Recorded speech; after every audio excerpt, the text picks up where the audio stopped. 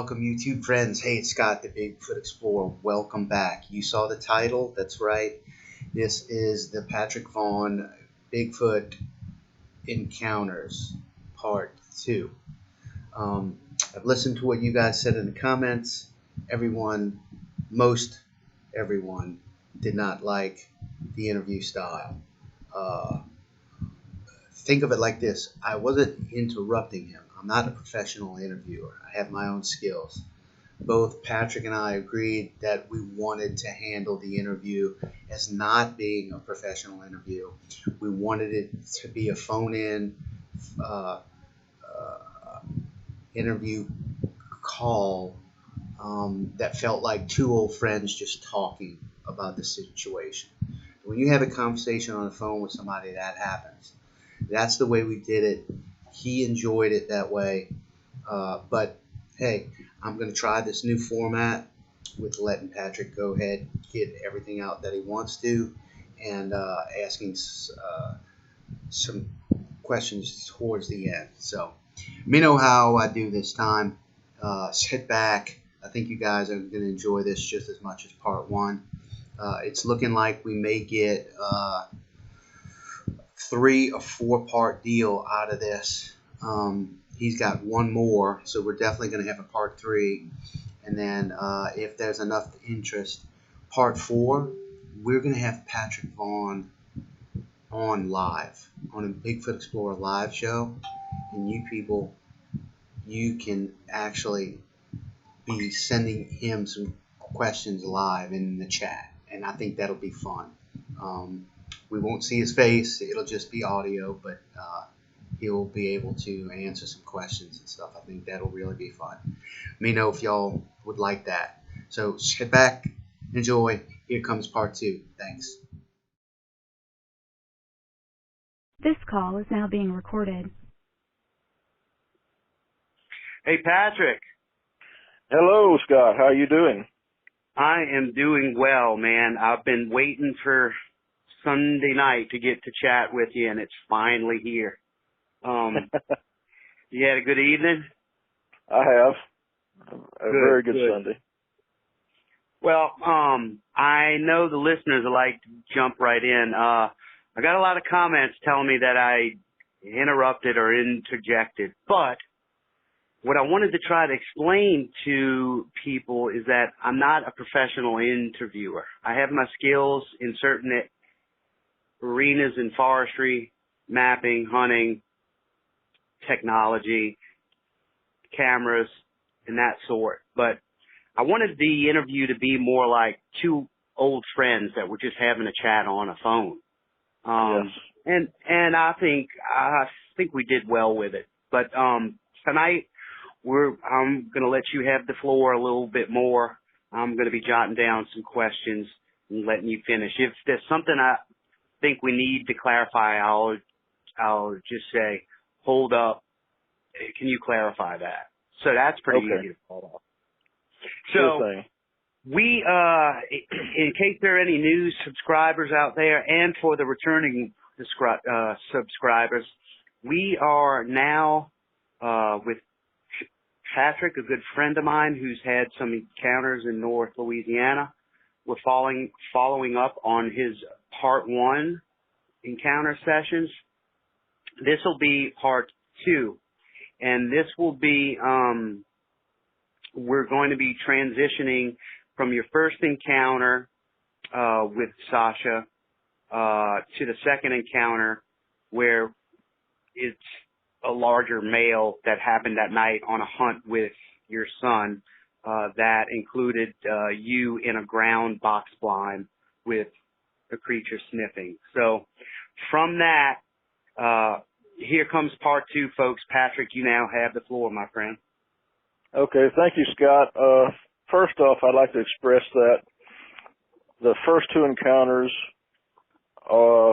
really brought up an investigation. At the end of the second encounter, a phenomenon is what I called it, because scientifically, that's how I had to approach it, as a phenomenon. Right. And so, so coming out of the second encounter, I did a lot of reading, investigation, and seeing if anybody had the same experiences I had and what was going on with this phenomenon known as Bigfoot. And my youngest son had fell in love with watching this show called, Finding Bigfoot. And Right. so he watched this show religiously, anything on the subject he loved. And then finally he turns to me, this is in 2010, he turns to me and he says, "Hey Dad, can we please go hunt Bigfoot? Please, please, pretty please." And I'm just, really, is there anything else you want to go to? And no, I have to go hunt Bigfoot. So anyway, so we set up, I said, okay, we can go hunt Bigfoot. And anyway, he tells the girlfriend I'm dating at the time and then she tells her kids and they tell, so on and so forth. I wind up with 8 people at with a bonfire roasting weenies at this Bigfoot hunt, which is exact opposite of the way I'd approached it being a primitive survivalist. But hey, everybody's having a good time, and we do a 3-mile hike in pitch black, midnight, and everybody's beating on the trees and hollering, and it's really just a mess, and we do that, and we get back to the truck, where the fire is, and then we do another mile out on the other side, and we finally get back to the fire, and my little boy says, "Come on, Dad, just do one yell." So I did one yell. And then I hear this way in the back where we were at, way back there, and I ride horses all over this place. I know exactly where this thing was. No one else is back there. I hear this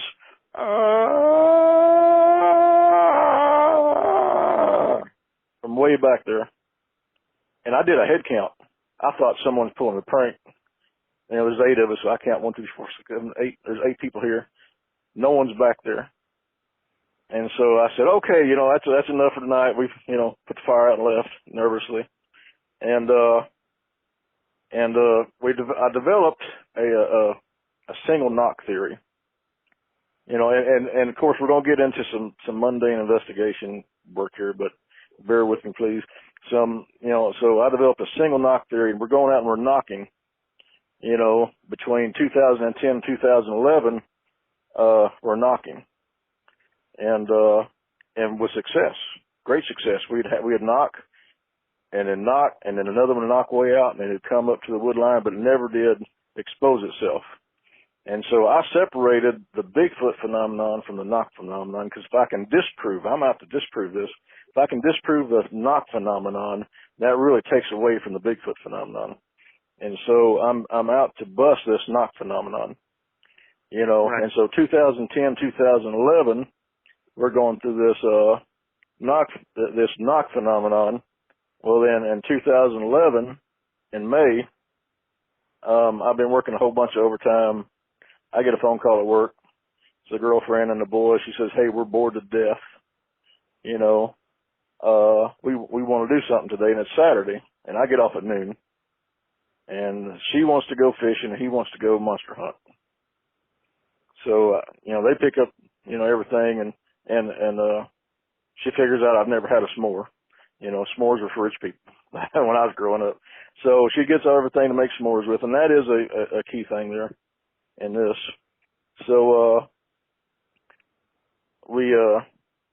I pick them up. We go out to the site, and there's some fishing opportunities there, and we fish that afternoon. And about 45 minutes to dark, we go back to the truck and kick up fire. And little boys run around just dying to beat on some tree, and I've got this single knot theory we've been working, and he knows how to do it. And I'm sitting by this fire exhausted, listening to this fire roar and the wood sizzling, and I'm trying to make this s'more. I never had one, so I'm concentrating on putting this s'more together, and it's a mess if you ever had to make one. And I'm trying to figure this recipe out, and finally it's getting dark, and my little boys, "Can I knock?" And I'm like, "Sure, go ahead and knock." So he knocks once, and I'm sitting by the fire. I can't hear anything responding out there. And he says, he knocked again. He says, "Oh, hey, I got a response." And I said, whatever, because I'm in an area, I really don't think anything's going to come up there, as open as this was. Right. Well, I mean, we're not a couple, 100 or so yards off a blacktop, out in an open area that's just kind of skirted by woods and brush on two sides. Yeah. Nothing's going to come up here. So he knocks and he says he got a response and whatever, and I'm so exhausted. I'm just paying attention to get this s'more done so I can get some energy. And then he knocked again. The third time he knocked, he said, "Hey, Dad, it knocked again, but it's going away from us."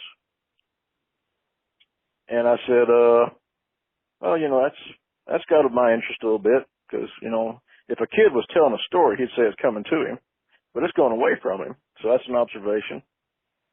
And he knocks again. He goes, "Hey, it's way down there." And you got to understand, you're in this big open area. You got a black top going down the middle of it. I mean, and the area is probably, a 20-acre area that's cleared and surrounded by, forest. And so this thing is skirting down the wood line, headed away from us, Right. and, and so I'm sitting there, and then these dogs bark on this piece of private land down there. These dogs light up, just going nuts. Well, that got my attention. My son said there was a knock heading away from us, and now on our side of the road, these dogs are going nuts. And the dogs are about 400 yards away from me on our side of the road in the wood line. And so he knocks again, and you could hear it plain as day out there. It's coming in 300 yards out, knock. And I said, okay, that's the knock phenomenon, and it's coming. And the girlfriend didn't hear it at the time. Well, then he knocked again and knocked back, 180 yards out, getting closer, coming in. I said, and she heard that one. Her head kind of picked up. She said, "I heard that." And I'm still sitting by a fire trying to choke down a s'more, exhausted. And he knocks again, and there it is, 80 yards off in the woods, knock, clear as a bell. I said, "That's the knock phenomenon we've been investigating." I told her that. And then I said, "Knock again." He knocked again, but the next knock wasn't, it's hard to explain, but the next knock wasn't with any kind of implement. It was a palm against the side of a tree. Pop. And it was 40 yards behind her in the brush. And that got her attention. I said, that was a palm. And so I get up, and I'm a little concerned now. My attention is focused on what this little boy's doing. And he's running around, "Yay, we got one coming in," Well, and it's dark, the fire's roaring, the wood's hissing, girlfriend's getting a little freaked out, the boy's all joyous because we got a knock phenomenon right there, 40 yards in the brush line from us. And, so I get concerned, I get up and I moved my truck and to retrieve, a weapon. And I get up, I walk to the truck, I open my door, retrieve a 45, and, just for safety. And I hear this all familiar, and it runs, and it comes up closer, and it's about 25 yards away from me in the brush line.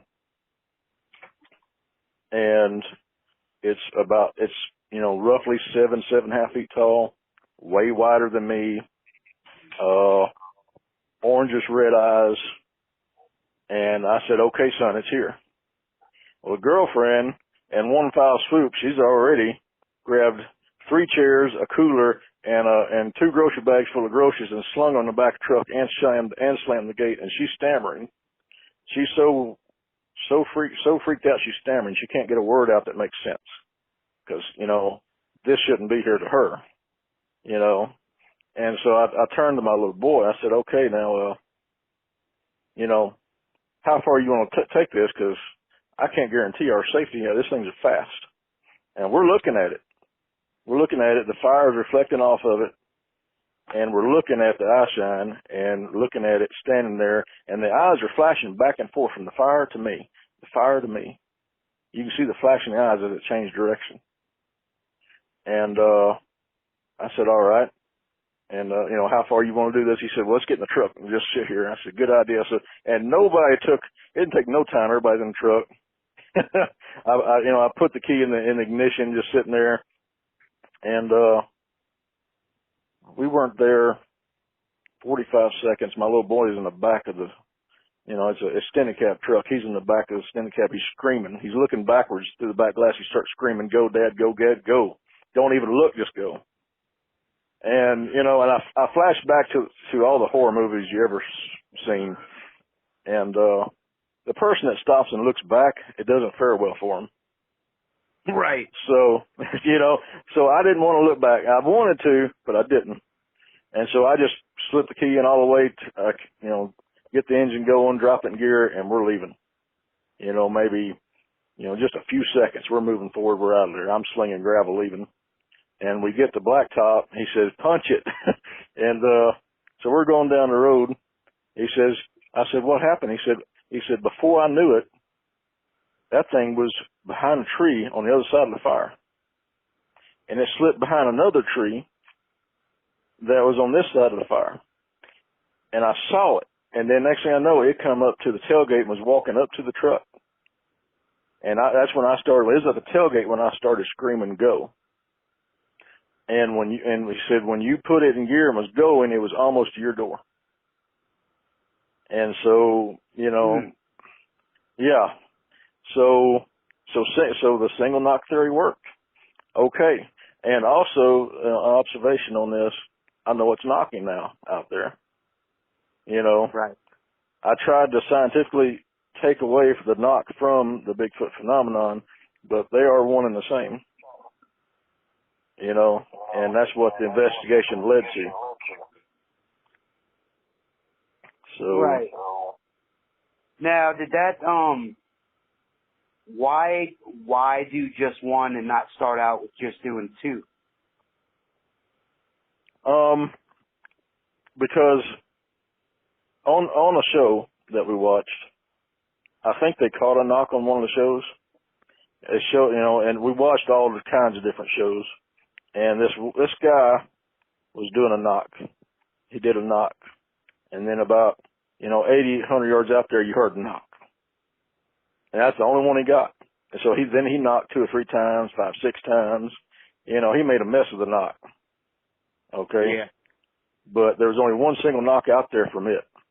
So that's why I used only a single knock. And that's where I come up with the single knock theory. And the theory is the theory is that if they're a physical animal, then they're going to have physical problems just like any other animal. And in training horses, I learned that some horses will have anxieties.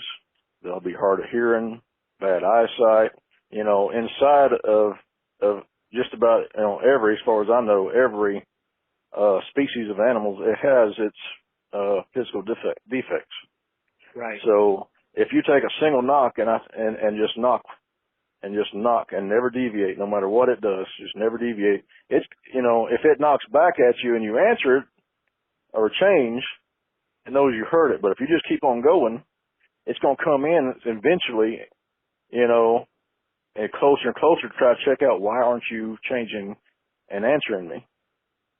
So that was my single knock theory, and it works.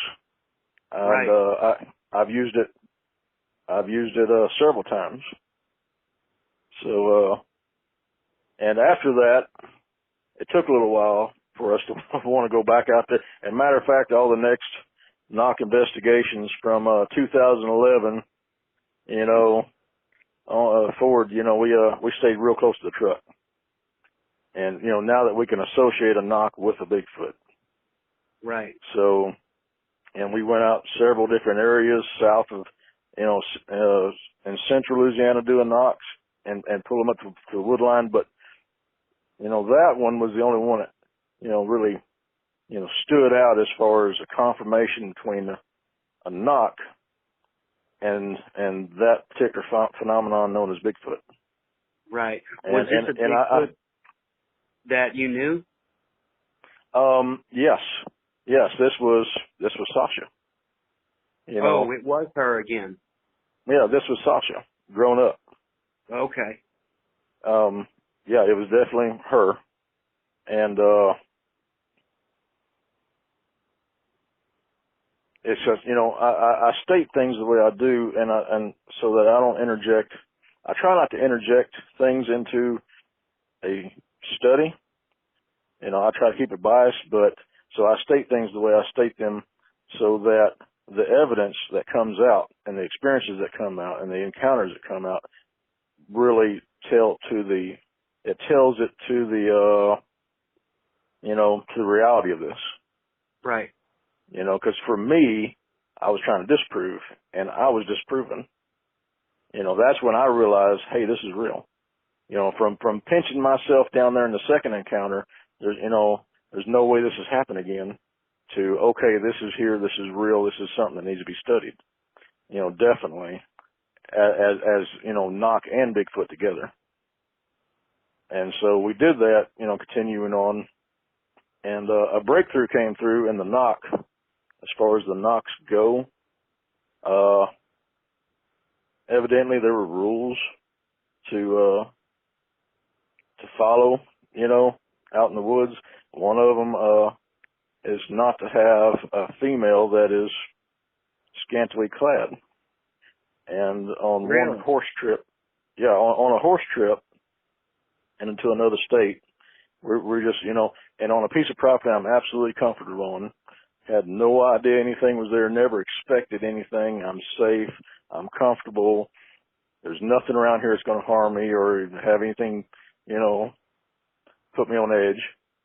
And so we'd load the horses up, take them over, and we're there the very first night. And, you know, it's me and the girlfriend, nobody else, completely private. And so she's a little scantily clad. And this is,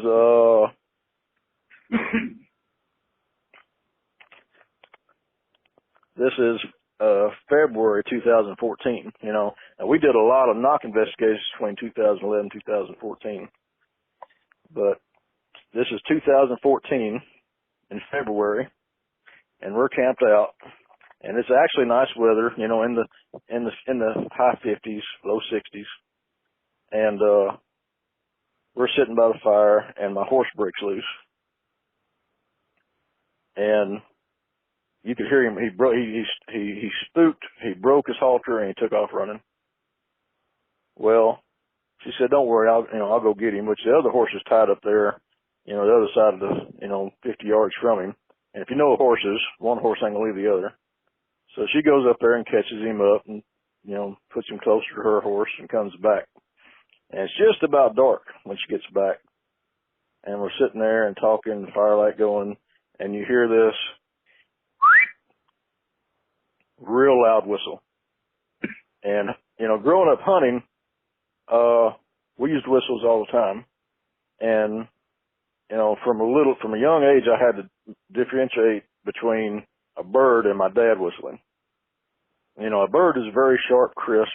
A person who has lips, you can actually hear the notes kind of fumble over the lips. Yeah.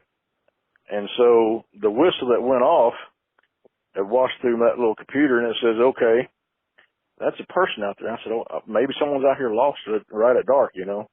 So I whistled back. Well, as soon as I whistled back, it sent two in.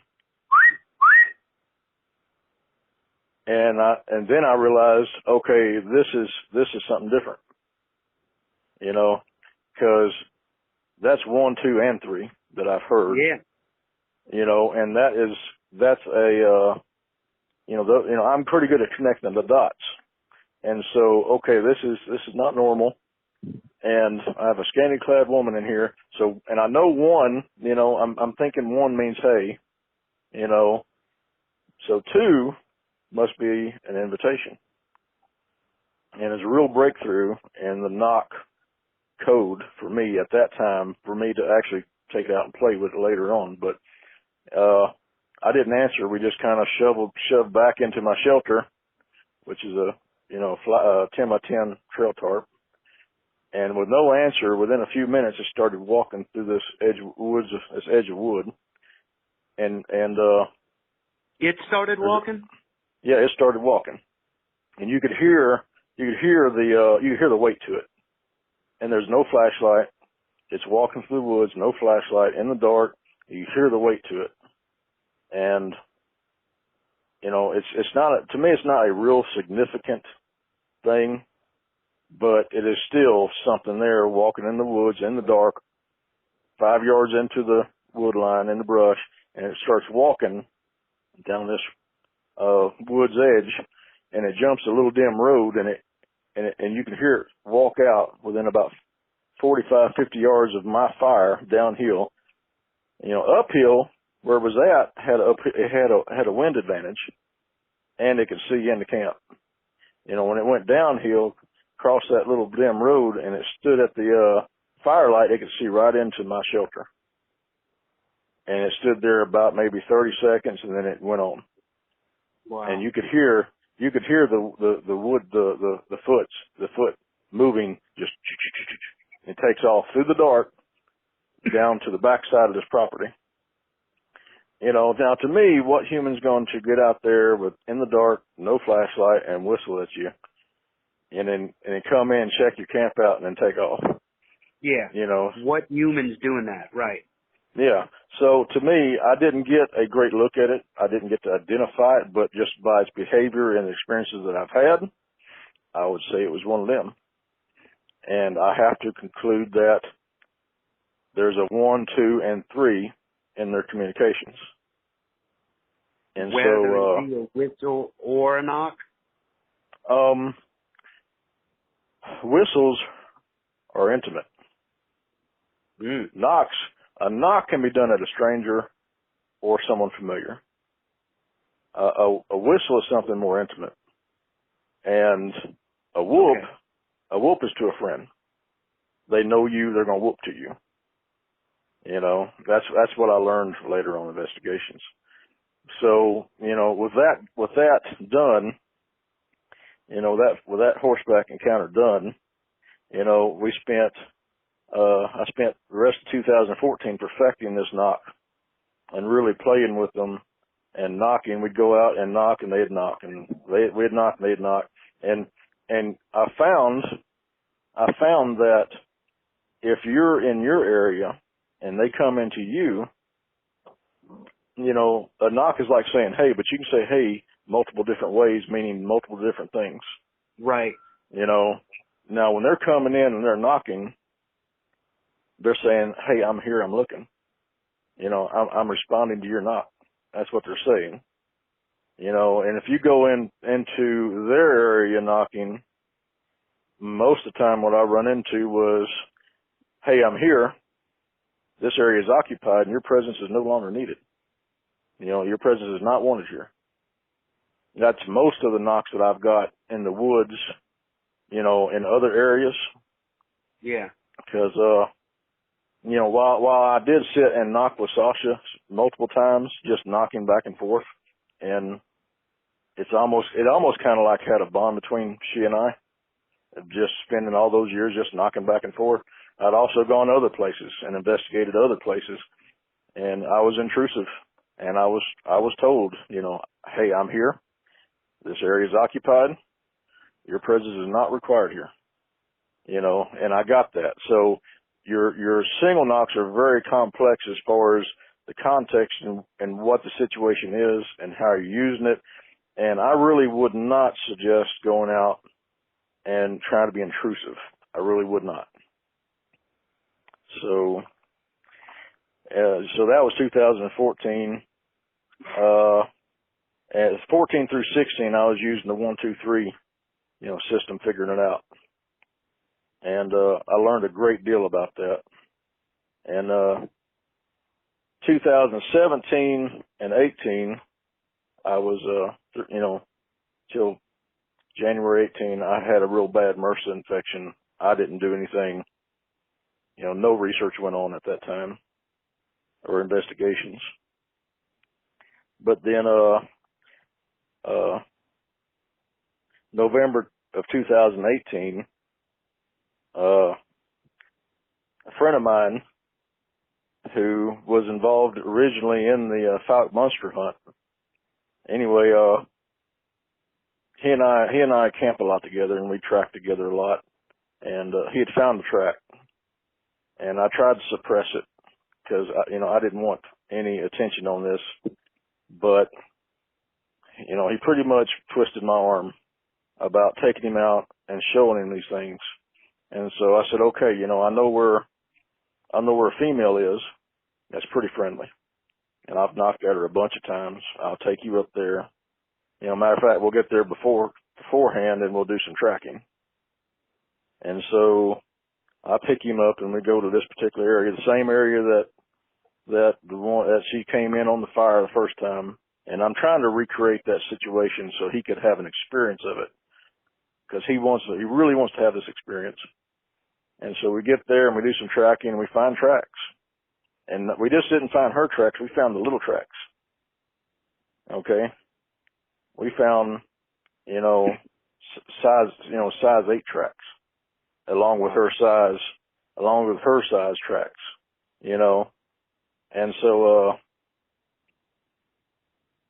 you know, we're tracking around this pond until it gets dark. When it starts getting dark, we make our way back up, and I recreate the same scenario that we did before with the fire, and we're sitting there. It gets dark, and I do a single knock. There's nothing. I do another single knock, and I was really expecting them to be on the other side of the road and come around like they did the first time, but it wasn't. She was 40 yards off that fire watching us already. No and way. that freaked me out. Me out. How did you know? She knocked. Oh. I knocked once, no response. I knocked a second time, and she knocked 40 yards out. And that definitely, you know, that took me off guard. And of course my buddy is hard of hearing, and I said, she just knocked right there. He didn't hear her, and he's trying to have an experience. And so I hear one start moving around to the right in the brush. And I said, there's one right there walking around to the right to the brush. And so my buddy, he walks out, and he goes all the way out to the brush, and he's at the edge of the brush looking in at this thing, at this being moving through in the dim light, and he can see it moving, and it's moving slowly, and it seemed to be more intimidated. And to me, that wasn't Sasha. Sasha is not an intimidated being. She's very brazen. And I'm back at the fire, and I think, okay, something's wrong here. So I walk all the way out to him, and I said, I don't think that's her. He says, well, knock. So I reared back to knock on this tree, and she knocked before I ever hit the tree. And she's letting me know she's back there still where she was at. And I said, okay, this is the little one that we tracked that has the little size 8 foot. We need to back up off of this one. And so we back all the way up to the fire, and we listen to it, you know, moving around in the brush, and it goes back to the left, and it's making its way back to where she's, you know, had knocked at us twice from, and it's moving back, and he says, well, what can we do? You know, I want more of an experience in this.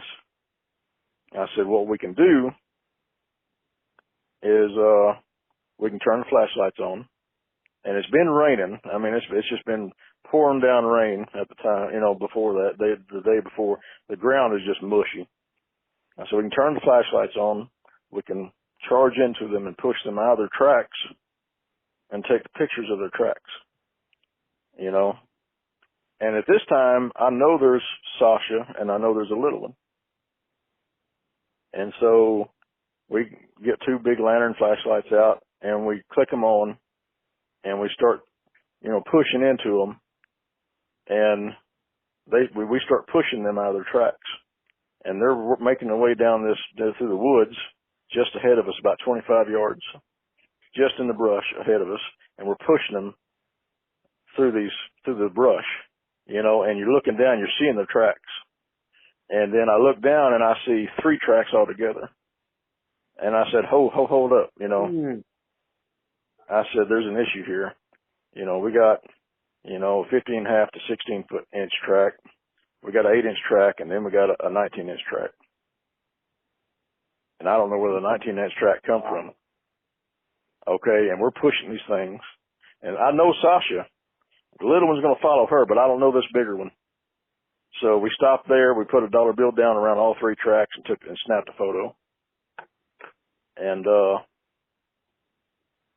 we were just really, really kind of uneasy with having the third one there that we didn't know about. You know, and he wanted to continue pushing them. I don't want to. And yeah, you could hear him. understandable. You know, especially, you know, you got a mom and dad and a baby, you know, even though you know the mother and you've been knocking at her for years, you know, I'm still not going to push my luck with it. Well, they move off. You could hear them move off, and they actually jumped out into the opening out of the wood line and took off down the wood line in the opening and hit another wood line and were gone. And so we backed up and regrouped at the truck and really took a long thought about what we did, went through the photos, and the photos come out pretty good. You can see 3 tracks in the mud, water in them, you know. The water was still running in the tracks when we were pushing them. That's how close behind we were. Unreal. That is incredible. So, yeah, that was definitely freaked me out. And to me, every action, every reaction, everything they do and everything they don't do is important to an investigation. And, you know, we load up and we go back to his place. I drop him off. And the following weekend, he calls me up. He says, you know, I can't wrap my head around that. I can't believe that happened. I said, I understand exactly where you're at. I do. So I said, how about I come pick you back up and we go back up there and we reinvestigate what we just did, you know? And he says, okay, great idea. So I pick him up. We go back up there. And as soon as we pull up, exactly where I always park at, he opened the door and there's a pig skull there, right where I park at. A pig skull? A pig skull. Yeah. And, you know, part of me says, well, it could be a fluke, but I get out and I check this pig skull out and I'm looking at it and there's the lower jaw's removed.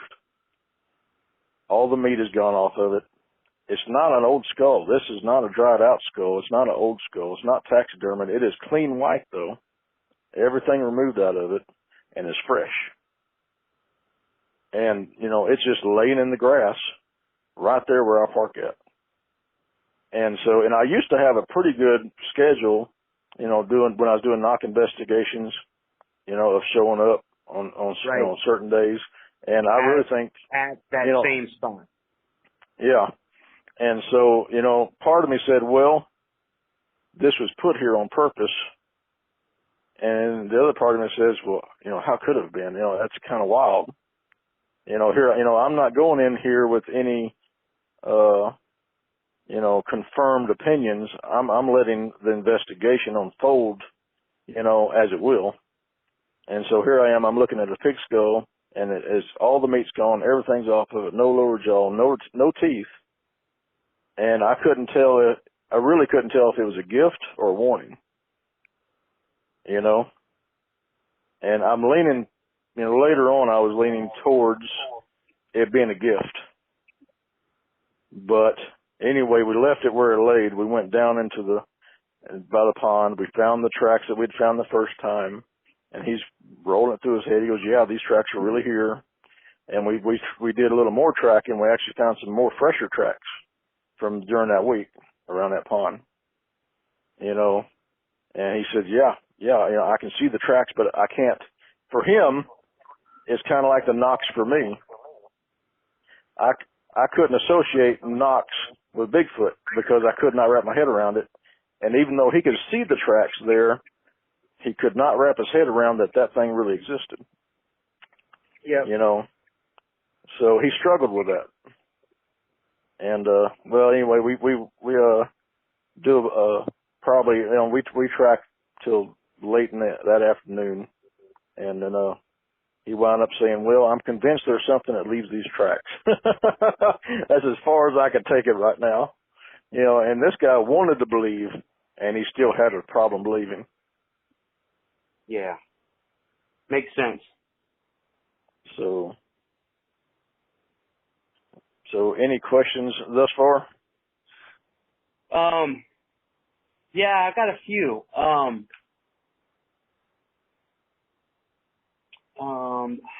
thinking this goes back to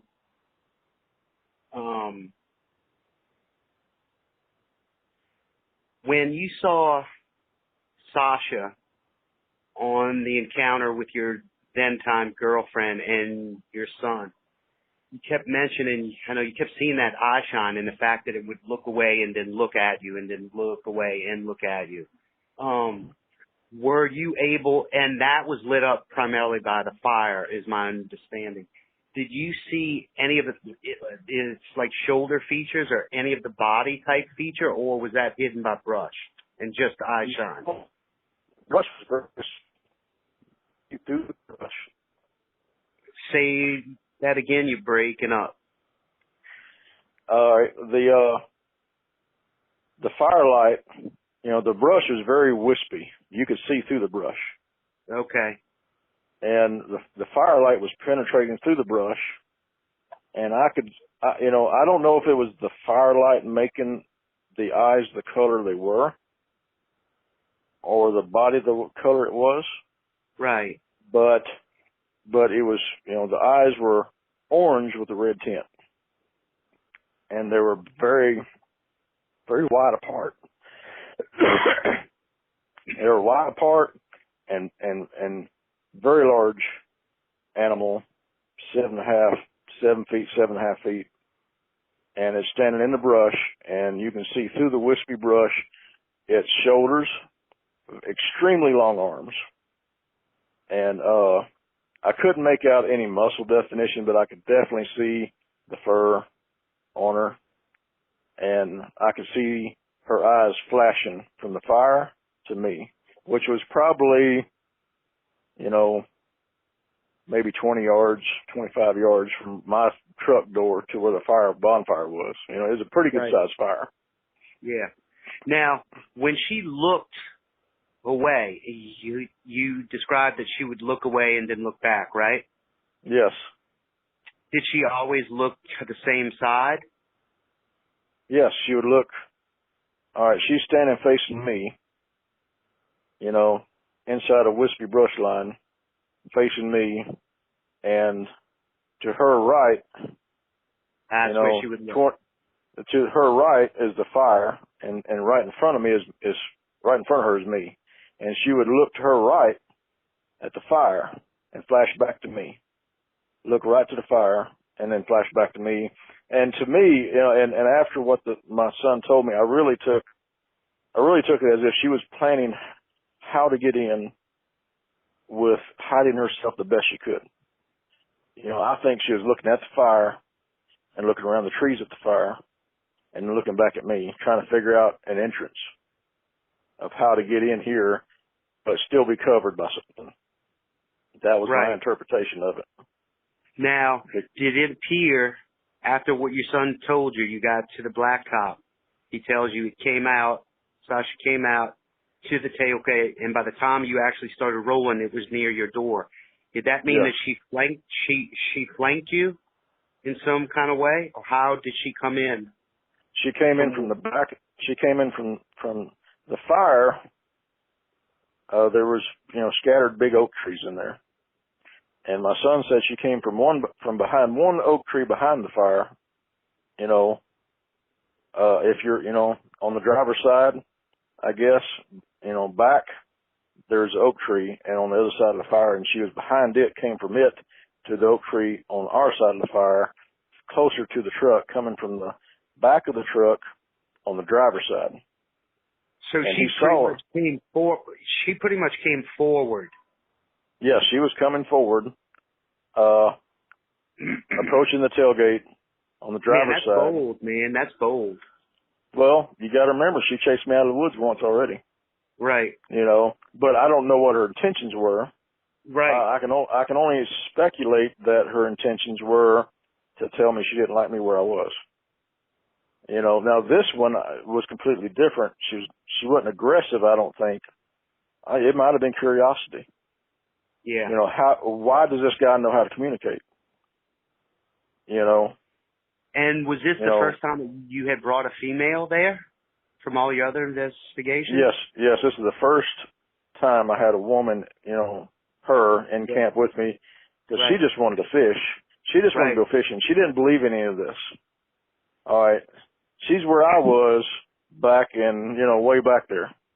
Me and little boy had spent time knocking, and she hadn't participated in that yet. And so she really considered this as just, my son's fantasy. That's the way she looked at it. Now, when that palm hit the side of the tree, and she grabbed everything up and she come to me at the truck. She knew it then. She knew it. Oh, yes. She called it, and she dubbed it exactly like I dubbed it my first time, something weird that happened. Yeah. And I understand that. It's hard to wrap your head around this because you were trained as a human, and I'm the biggest, baddest thing in the woods. I'm the most dangerous animal out there. I'm the top of the food chain. That's what I was trained to believe. This myth does not exist. Yeah. But here it is. Here this is coming in, knocking and confirming that it is her that's knocking. I can see her. She knocked. She even slapped the side of the tree with a palm and knocked that way. Yeah. And so that confirmed to me, yes, this is a very real thing. It's a very real animal. We got an issue. I can't disprove this anymore. And it really pushed me to the point beyond disproving with an investigation to collecting evidence and trying to understand what they're saying with knocks. Right. What are they saying? How can I get them in? And really how to gain evidence on them. Yeah, so, and regardless about what everybody thinks about finding Bigfoot, it was your son who wanted to do the knock because he watched that show. Yes. Yes, yeah. My son loved that show, and he just had to go do it, My son he still loves it. Of course, he was, he was 9 years old back then, but we watched it every Sunday. Oh, yeah. Let me ask you this. The time we were talking about your single knock theory and the times that you were going in and starting to test that. How do you distinguish a single knock, okay, that is saying, hey, I am here, and then another single knock with other circumstantial issues that says your presence is not needed here? How do you get which answer from one single knock? Contact of what is being used, where your feet are. Wait, what? Say that again. You broke up. Okay, I'm sorry. It's in the context of what it's being used.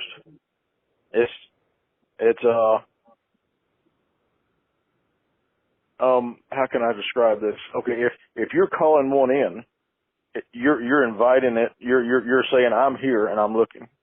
I'm here and I'm looking. I'm here and I'm looking to make a connection. That's basically it on your single knock. Okay. And when it comes to you and your feet are in your area, I was in a developed area that is well traveled by man, and it's coming into a well traveled by man area that it knows men are at. And, it may be within its territorial range, but when it comes into a developed area like that, it's senses are heightened, yeah. Most of the time, it's not being aggressive. It's answering you, answering you on your terms, on your ground, and it's saying, I'm here, I'm looking, yeah, Now, if you go into its area and you're deep in the forest and you go knocking, an unsolicited, if you're speaking to it, like in your, I was paying attention to your video that you have on the Bigfoot Explorer page. Yeah. And she's speaking to it in Native American, and you hear a whack out there. Right.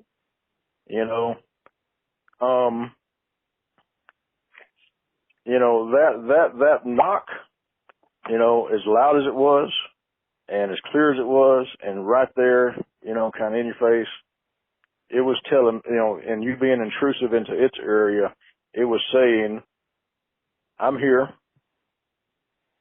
This particular space is occupied. Your presence is not needed. You know, because you're being intrusive. Now, now, if you were in some kind of if you were on a side of a roadway or a side of a den road, you know, you're not being intrusive.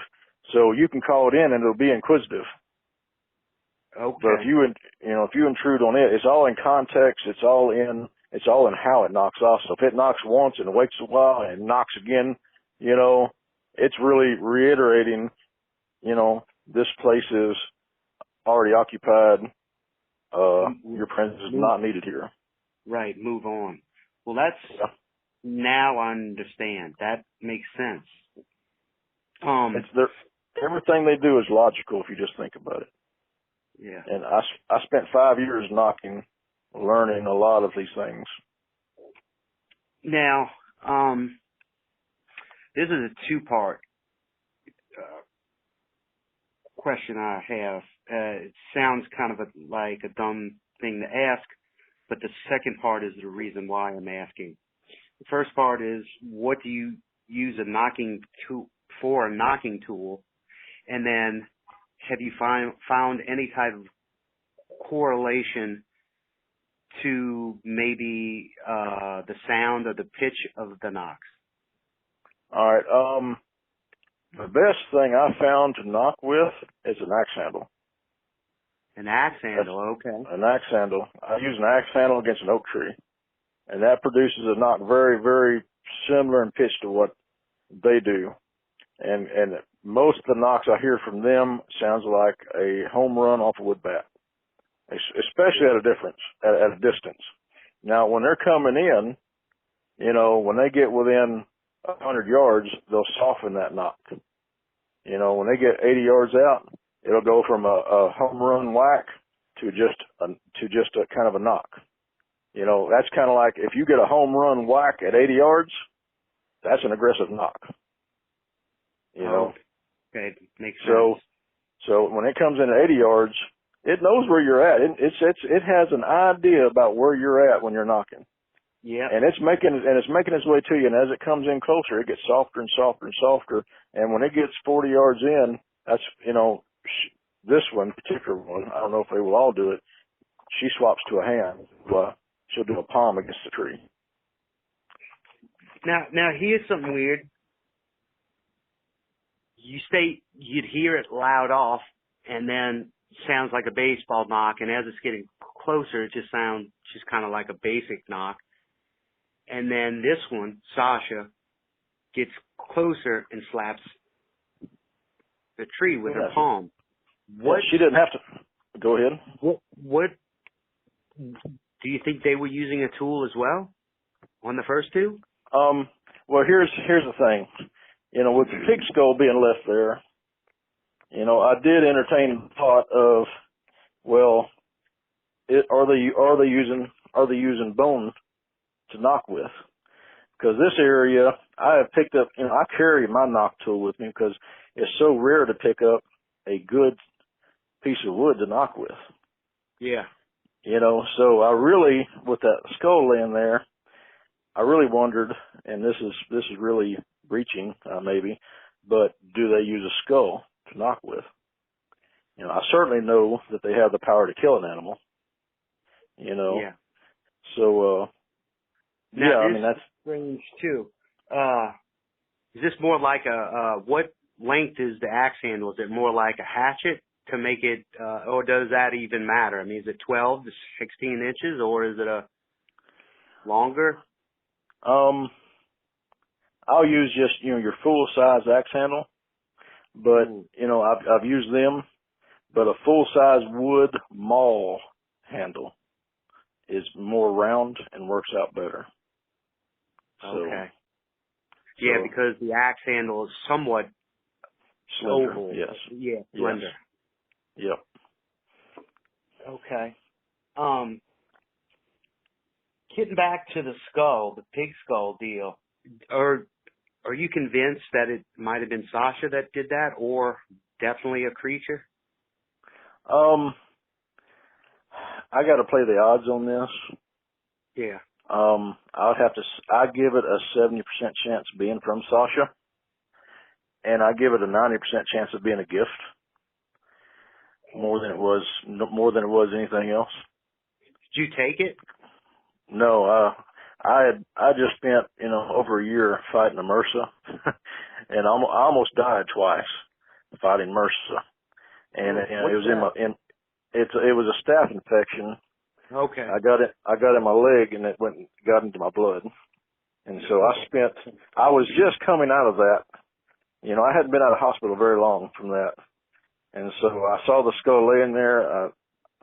Just didn't want to fool with it. Yeah. That, and I wanted to check for the warning at the time, so exactly. So, do you still have those photos of the 8-foot, 15-foot, 19-foot tracks that you and your buddy took with the dollar bills by them? I do. I can send them to you, and you can post them. Yeah, that would be great. When this airs, you can have them posted up there. And it also lends to some of the investigations that I've been doing. So, and well, we're rounding out our hour. One thing I'd like the listeners to hear is, because you've told me a bunch and I really like it,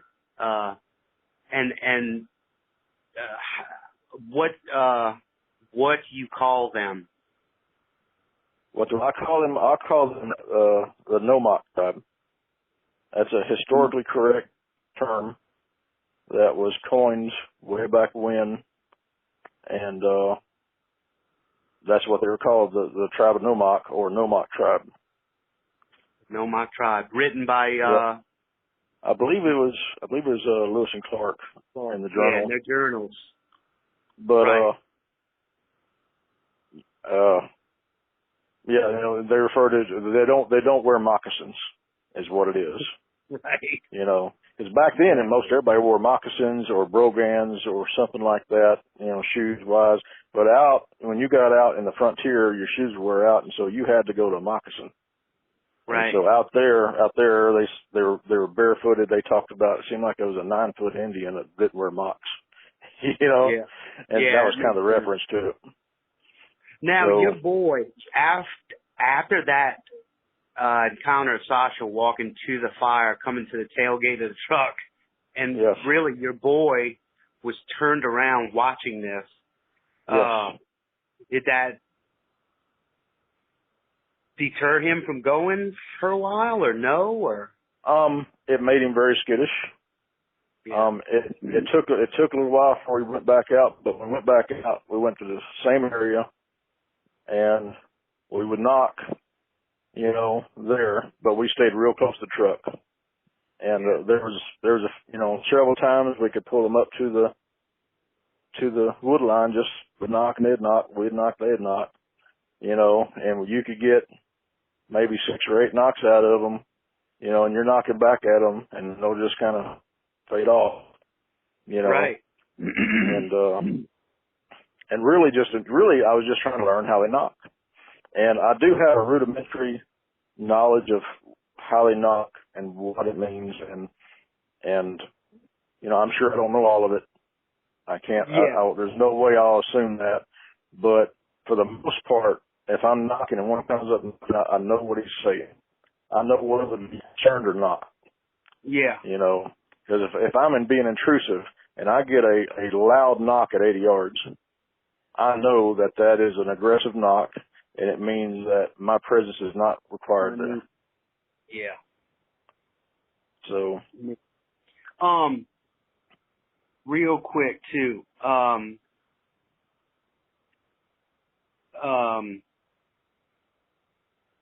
The time frame now.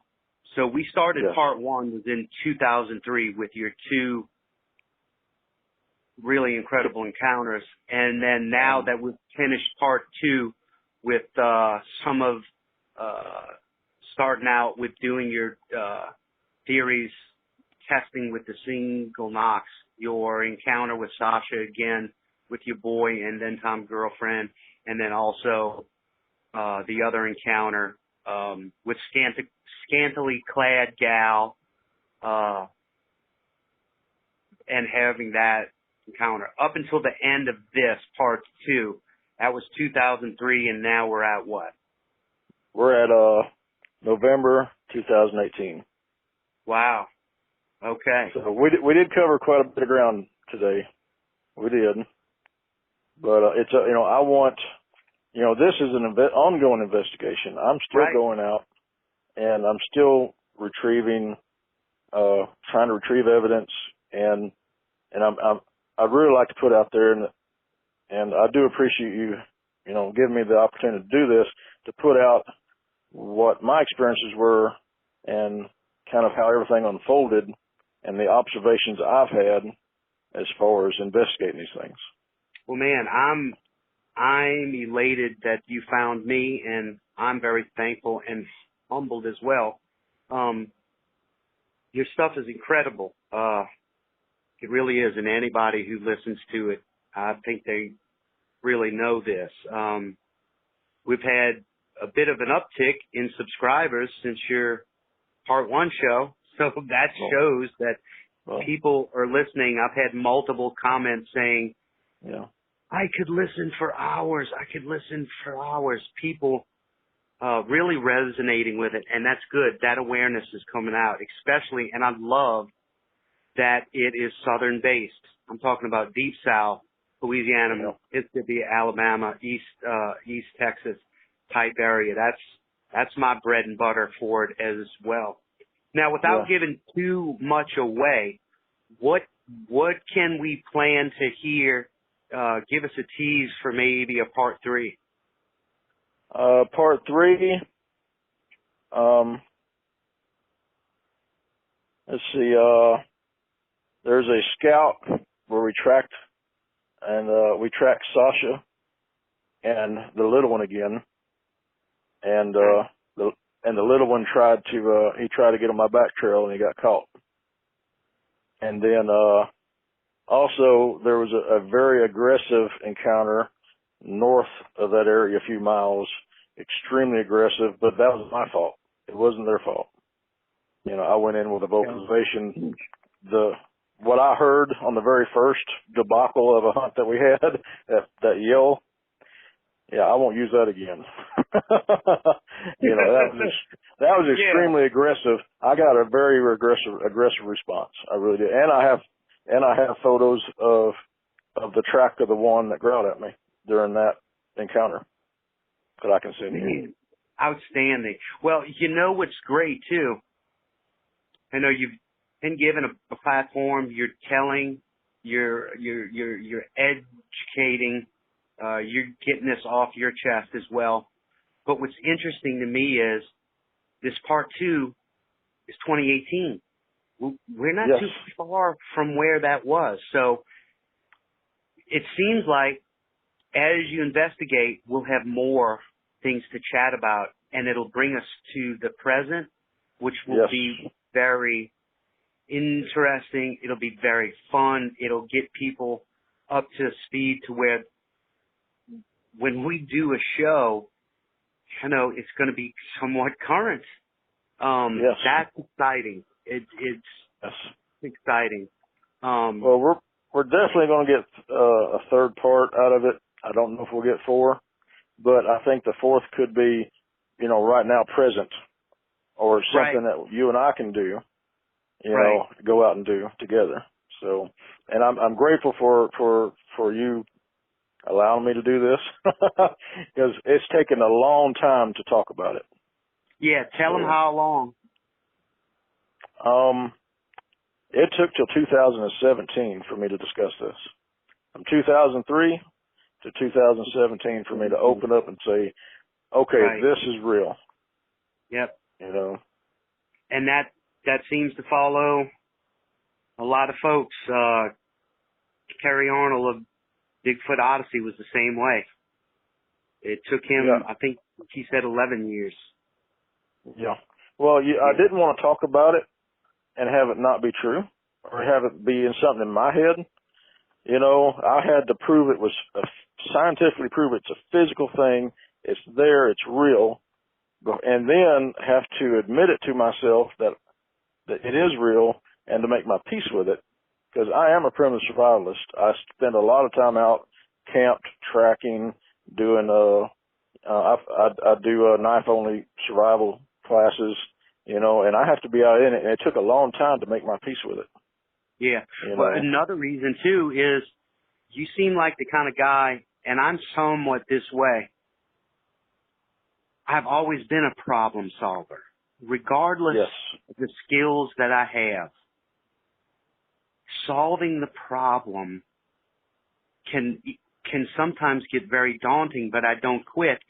But what I realized happens is by solving the problem, or let's say there are times that you don't solve it, you get enough meat off the problem to build the confidence in yourself about what happened, and that I think that was maybe some of what you needed to do for yourself. Well, yes, you know, you gotta, you know, I equate it to being able to still go out and camp. Small boat, getting out on the ocean, hanging your leg off in the ocean, and going to sleep.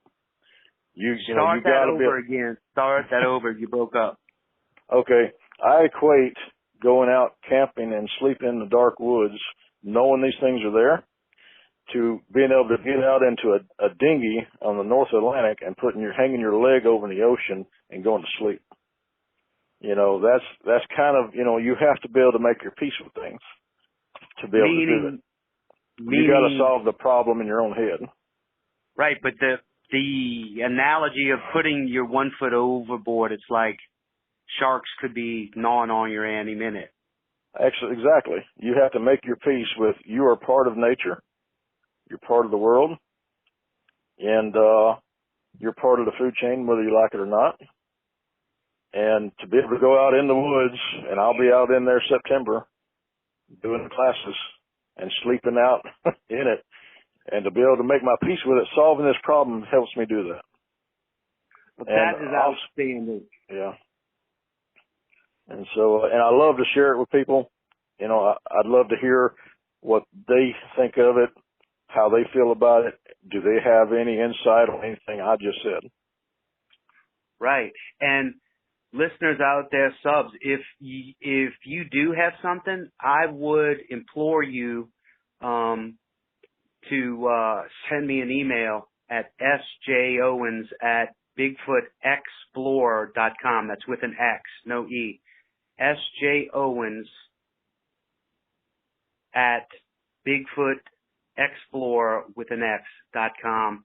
Feel free to send me some notes on some of the things that Patrick has said. I'd love to read them. May be on the next show. We might be able to extend the show a little bit longer, and I can read you some of those comments that folks send in about your encounters. So it's going to wrap up. This wraps up part 2 of the Patrick Vaugn Chronicles. I thank you for being here, and hold on just a minute, and then and then we'll talk again, okay? Yes, and sir. Thanks for everybody out there. I'm hoping I did better on the interview. This time. You're awesome. Yeah. I'm learning. Okay, just hold on 1 second, and I'll get back to you.